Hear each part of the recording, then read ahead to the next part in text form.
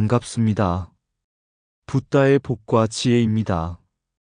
오늘도 공의 깊은 진리와 함께 삶의 의미를 되새겨 봅니다.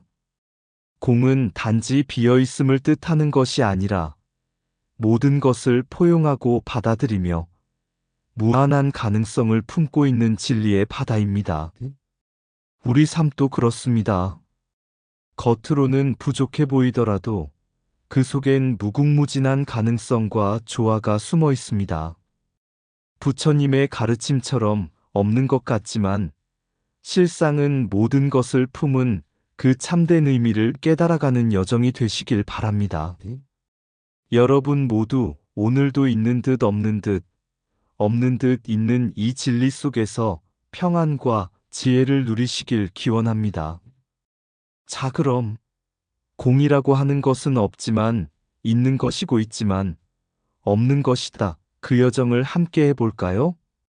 어느 날 한 마을의 장로가 부처님을 찾아와 물었습니다.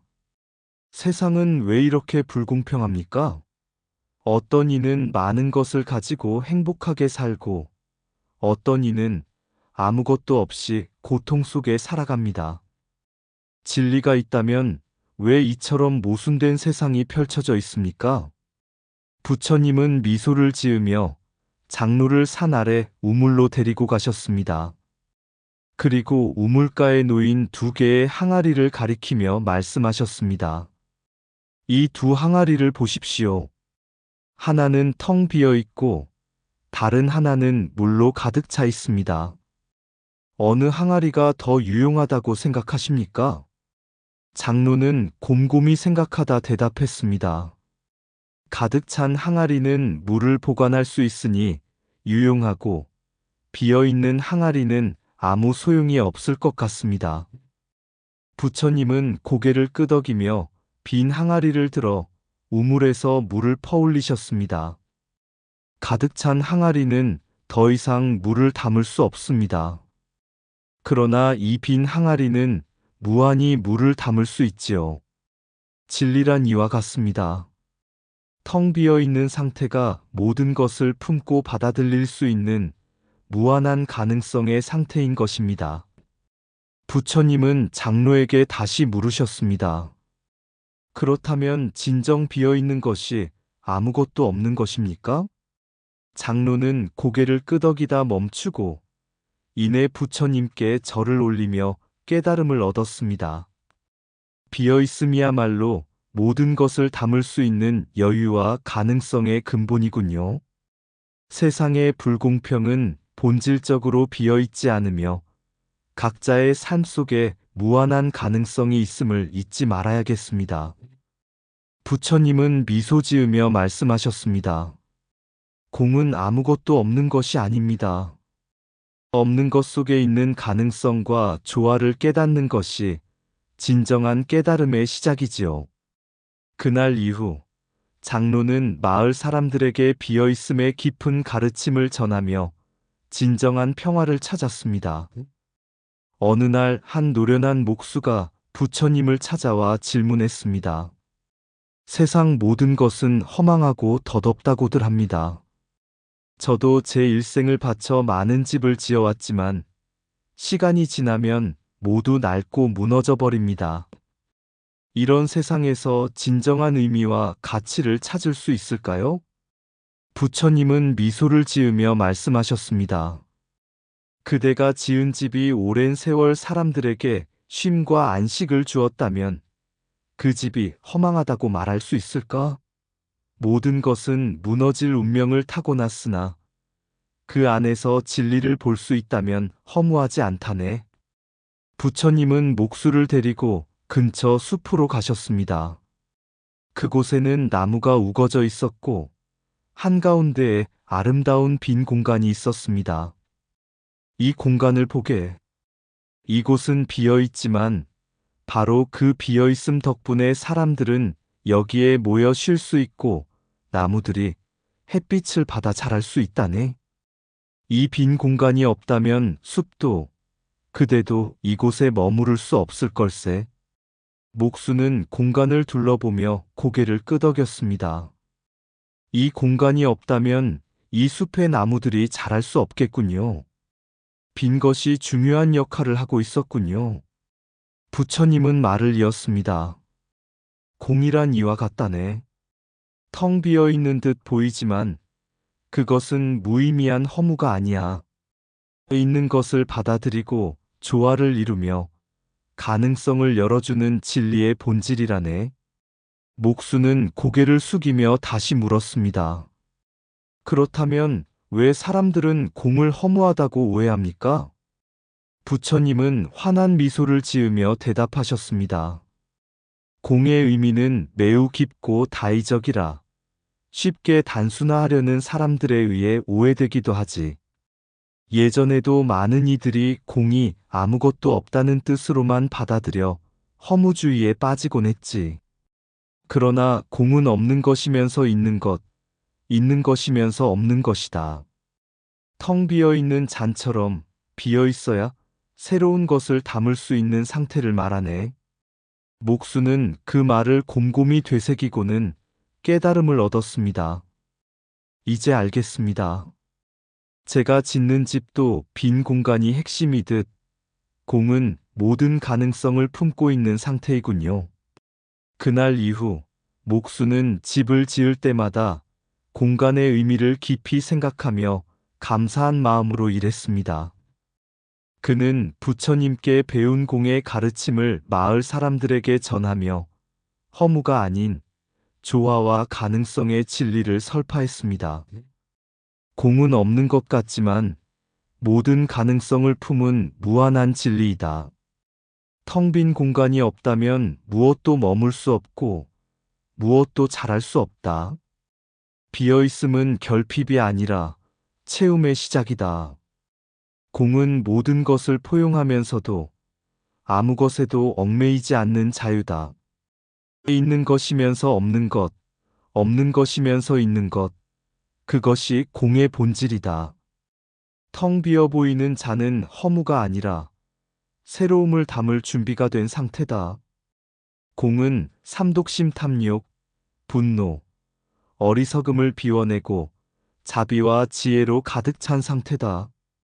진정한 공은 모든 것을 버리는 것이 아니라 모든 것을 품는 것이다. 허망한 것이 아니라 있는 그대로를 수용하는 깊은 포용이 공이다. 모든 존재는 같기도 하고 다르기도 하다. 공은 그 모순 속의 진리이다. 빈 집이 쉼터가 되고 빈 공간이 숲을 키우듯 공은 생명을 지탱하는 바탕이다. 공은 허무가 아니라 모든 존재를 연결하는 진리의 끈이다. 모든 것을 비울 때 비로소 모든 것을 담을 수 있다. 공의 지혜를 아는 이는 세상의 고통을 초월하고 자비를 실천한다. 공은 무너짐 속에서 새로운 탄생을 품은 진리의 바다이다. 없는 것과 있는 것의 통합, 진리의 바다로서의 공. 옛날 어느 마을에 대단히 지혜로운 스님이 있었습니다. 사람들은 그를 찾아와 삶의 문제를 묻곤 했습니다. 어느 날 한 젊은이가 찾아와 이렇게 물었습니다. 스님, 이 세상에는 정말 아무것도 없는 것인가요? 그렇다면 왜 우리가 고통을 느끼고 욕망을 품고 행복을 갈구하는 걸까요? 스님은 미소 지으며 그를 강가로 데려갔습니다. 강둑에는 물이 흐르고 있었고 바람에 나뭇잎들이 흔들리고 있었습니다. 스님은 손으로 강물을 퍼올리며 말했습니다. 이 물은 비어있지. 손가락 사이로 흘러내리는 것처럼 잡히지 않는 것이지. 하지만 물이 없다면 이 강이 흐를 수 있겠느냐? 젊은이는 고개를 갸웃하며 대답했습니다. 없을 수는 없죠. 물이 있어야 강이 생기니까요. 스님은 웃으며 이어갔습니다. 그렇다. 물은 잡을 수 없지만 강을 이루고 바다를 채운다. 공도 그러하다. 공은 모든 것을 비우는 것 같지만 사실은 모든 것을 품는 무한한 가능성이다. 비어있기 때문에 무엇이든 담을 수 있는 그릇 같은 것이다. 그때 마을의 한 어머니가 울며 스님을 찾아왔습니다. 그녀는 자신의 집이 홍수로 떠내려가 빈손이 되었다고 하소연했습니다. 스님, 제 집이 없어졌습니다. 저는 이제 어디로 가야 할지 모르겠습니다. 스님은 그녀의 손을 잡고 강가를 가리키며 말했습니다. 보시오, 강물은 비록 홍수를 일으켜 집을 떠내려 보냈지만 결국 바다로 흘러가 모든 것을 다시 받아들이는 법이요. 공은 바로 이와 같소. 지금 잃은 것처럼 보여도 새로운 것을 담을 준비를 하는 과정일 뿐이요. 강이 바다로 흘러가 다시 비를 내리고 생명을 키우는 것처럼 당신의 삶에도 새로운 가능성이 찾아올 것이요. 그녀는 한참 동안 강물을 바라보며 스님의 말을 곱씹었습니다. 그러다 눈물을 닦고 자리에서 일어났습니다. 스님, 저도 강처럼 다시 시작하겠습니다. 비록 지금은 텅 비어 있는 것 같지만 그 비움 속에서 새로운 길을 찾아보겠습니다. 스님은 고개를 끄덕이며 덧붙였습니다. 공은 모든 것을 버리는 것이 아니라 모든 것을 수용하는 진리의 바다이다. 비어 있어 보일지라도 그 비움은 세상을 품을 준비를 하는 것이니라. 공의 진리성은 모든 것을 비우는 동시에 무한히 품는 포용성과 가능성을 상징합니다. 진정한 공은 이 세상에서 무엇을 잃어도 새로운 시작과 연결을 가능하게 만드는 깊은 진리의 바다입니다. 공은 비움으로 끝나는 것이 아니라 비움 속에서 모든 것을 담는 시작이다. 텅 빈 것은 허무가 아니다. 비어있음은 모든 가능성의 어머니이다. 공은 없는 것이면서 있는 것, 존재와 비존재를 모두 품는 진리의 바다이다. 비움은 잃는 것이 아니라 더 큰 것을 담기 위한 준비이다. 강물은 비어있기에 바다를 이룬다. 마음도 비어있어야 진리를 담을 수 있다. 모든 것을 내려놓는 순간 비로소 모든 것을 품을 수 있다. 없는 듯하나 모든 것을 품고 있는 듯하나 모든 것을 내려놓는 것이 공이다. 진리는 공처럼 비어 있어야 한다. 그것만이 참된 이해와 포용을 가능케 한다. 공은 아무것도 없다는 선언이 아니다. 모든 것을 받아들이겠다는 약속이다. 진정한 비움은 허무가 아니라 무한한 가능성을 품는 깨달음이다. 공은 삶의 무게를 덜어내는 지혜이며 동시에 새로운 삶을 채우는 자비이다. 비어있음은 끝이 아니라 시작이다. 공은 변화를 가능하게 하는 여백이다. 무엇을 잃었든 그것은 새로운 것을 담기 위한 비움의 과정일 뿐이다. 강이 바다로 흘러가듯 공은 모든 것을 비우고도 여전히 모든 것을 채운다. 공의 진리는 허무가 아니라 모든 생명을 품는 자애의 본질이다. 고려 말기와 조선 초 유학자들이 주도한 배불론이 활발히 논의되던 시기, 불교는 허무주의로 오해받았다. 공이라는 개념은 모든 것이 허망하고 무의미하다는 뜻으로 잘못 해석되었고, 이는 불교가 백성들의 삶을 무기력하게 만든다는 주장의 근거로 활용되었다. 그러나 이런 비판은 공의 진리를 깊이 이해하지 못한 데서 비롯되었다. 조선 초기의 한 유학자인 정유는 왕 앞에서 이렇게 말했다. 불교는 공을 이야기하며 세상의 모든 것을 부정합니다. 색즉시공, 즉 모든 물질은 공이라고 하니 이는 결국 백성들의 삶을 허무로 이끌 뿐입니다. 이에 맞선 한 고승, 해진 스님은 조용히 미소를 지으며 정유에게 물었다. 정유 선생께서는 공이란 무엇이라 생각하십니까? 정유는 단호하게 대답했다. 공은 아무것도 없다는 뜻이 아닙니까? 혜진 스님은 고개를 저으며 말했다. 그렇다면 선생께서 비워둔 빈 그릇을 보십시오. 아무것도 없다고 여기시겠지만 그 빈 그릇이 없다면 물을 담을 수도 음식을 담을 수도 없지 않습니까? 공은 단순히 없는 것이 아닙니다. 오히려 모든 것을 담을 준비가 되어 있는 상태입니다. 정유는 당황하며 물었다. 그렇다면 불교가 말하는 공은 무엇을 담으려 한다는 말입니까? 혜진 스님은 미소를 띠며 말했다. 공은 삶의 무상함을 받아들이고 그 무상 속에서 모든 가능성을 발견하려는 지혜입니다. 공은 세상의 모든 것을 부정하기 위함이 아니라 편견과 집착을 비우고 더 큰 자비와 이해를 담으려는 것입니다. 정유는 이 대화 이후 불교 경전에 대해 다시 공부하며 공의 진리를 새롭게 이해하게 되었다. 그는 후일 자신의 기록에 이렇게 적었다. 공은 허무가 아니었다. 그것은 부정이 아니라 초월이며 파괴가 아니라 창조였다. 내가 가진 편견이 허무를 만든 것이지 공이 허무를 설파한 것은 아니었다. 오늘날에도 공에 대한 오해는 여전히 존재한다. 어떤 이들은 공을 단순히 부정적 의미로만 받아들이며 무의미하거나 실체가 없는 것으로 치부한다.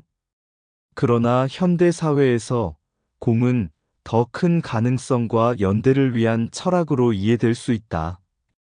공은 우리에게 이렇게 말한다. 집착하지 말되 모든 것을 받아들여라. 비우되 그 비움 속에서 새로운 길을 열어라. 모든 것이 비어있기에 그 비어있음은 무한한 가능성을 품는다.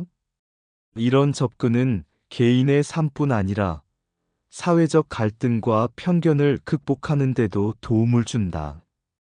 공은 허무가 아니라 서로를 이해하고 포용할 수 있는 다리를 놓는 지혜이다. 부처님께서는 말씀하셨다. 비어있음은 두려운 것이 아니라 진리를 품는 도구이다.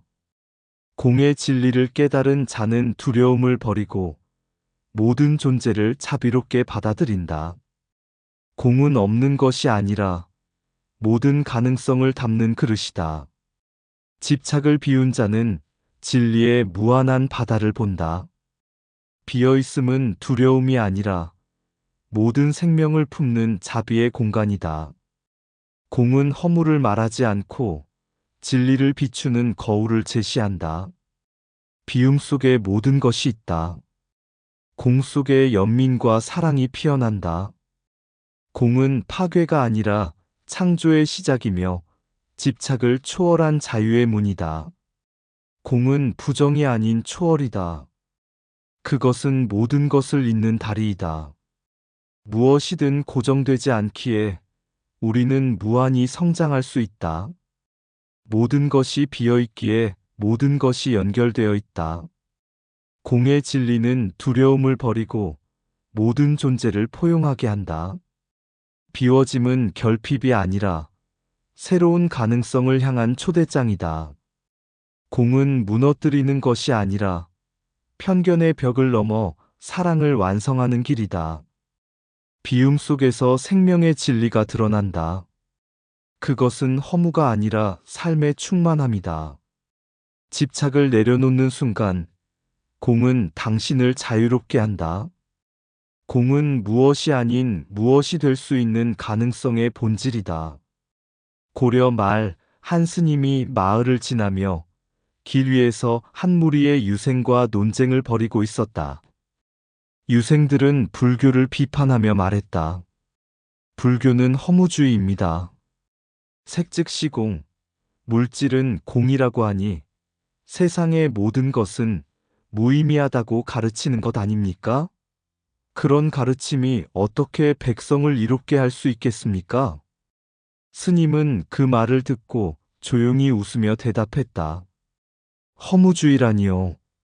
공이란 비움이자 모든 것을 품는 자리입니다. 지금 내가 들고 있는 이 항아리를 보십시오. 비어있기에 물을 담을 수 있지 않습니까? 만약 이 항아리가 가득 찼다면 물 한 방울도 들어가지 않았을 것입니다. 유생 중 한 사람이 물었다. 그렇다면 색즉시공이란 무엇을 뜻합니까? 모든 물질이 비었다는 것을 강조한다면 결국 아무것도 존재하지 않는다는 말이 아니겠습니까? 스님은 잠시 침묵한 뒤 길가의 나무를 가리키며 말했다. 저 나무를 보십시오. 나무는 서 있지만 그 존재는 끊임없이 변화하고 있습니다. 나뭇잎은 자라고 떨어지며 나무 자체도 자라다가 결국 흙으로 돌아가겠지요. 나무는 비어 있는 것이 아닙니다. 하지만 그 모습은 언제나 고정된 것이 아니기에 공한 것입니다. 공은 무가 아니라 변화를 받아들이고 그 안에서 생명을 이어가는 진리입니다. 한 유생이 고개를 끄덕이며 말했다. 스님, 그 말은 무언가가 없다는 것을 강조하는 것이 아니라 집착하지 않고 모든 것을 열린 마음으로 받아들이는 것이라고 이해해도 되겠습니까? 스님은 미소를 지으며 대답했다. 바로 그렇습니다. 공은 모든 것을 부정하는 것이 아니라 집착을 버리고 모든 생명을 품는 자비의 진리입니다. 그래서 색즉시공, 공즉시색은 곧 모든 존재가 서로 연결되어 있다는 깨달음입니다. 이는 세상을 허무하게 보는 것이 아니라 더욱 소중히 여기는 길입니다. 유생들은 잠시 말을 잇지 못했다. 그중 한 사람이 고개를 숙이며 말했다. 스님, 오늘 공의 참뜻을 깨달았습니다. 비움 속에 모든 것이 있음을 배우게 되었습니다. 스님은 부드럽게 미소를 지으며 말했다. 비움은 끝이 아니라 시작입니다. 공은 우리가 서로를 품고 세상을 사랑하게 하는 무한한 가능성의 바다이지요. 그러니 공의 진리를 배우고 그 안에서 모든 생명을 사랑하십시오. 이후로 유생들은 불교의 가르침을 허무주의로 오해하지 않게 되었고 공의 진리 속에서 삶의 소중함을 배우게 되었다고 전해진다. 공이란 무엇인가? 그것은 없는 것이 아니라 모든 것을 품을 수 있는 공간이다. 비어있기에 세상의 모든 빛을 담고 모든 바람을 맞이한다. 공은 허무가 아니다. 그 속에는 변화가 흐르고 생명이 숨쉰다. 무엇도 고정되지 않고 모두가 끊임없이 변화하며 비움 속에 채워진다. 공은 없다. 그러나 공이야말로 모든 것을 포용하는 그릇이다. 색즉시공, 공즉시색. 모든 존재는 서로 다 비움 속에서 하나가 된다. 비움은 결코 결핍이 아니고 모든 것이 시작되는 자리, 무한한 가능성의 바다다. 공이란 지금 여기에 존재하며 모든 것을 담아내는 공간이다. 우리의 마음도 마찬가지. 비움 속에서 진리가 비추고 모든 것을 사랑으로 채운다. 공은 없는 것이 아니라 모든 것을 담고 모든 것을 넘치는 진리의 바다. 이상 붓다의 복과 지혜였습니다. 오늘도 복지구족한 날 되세요. 구독과 좋아요는 붓다의 복과 지혜를 밝히는 큰 자비의 등불이 됩니다.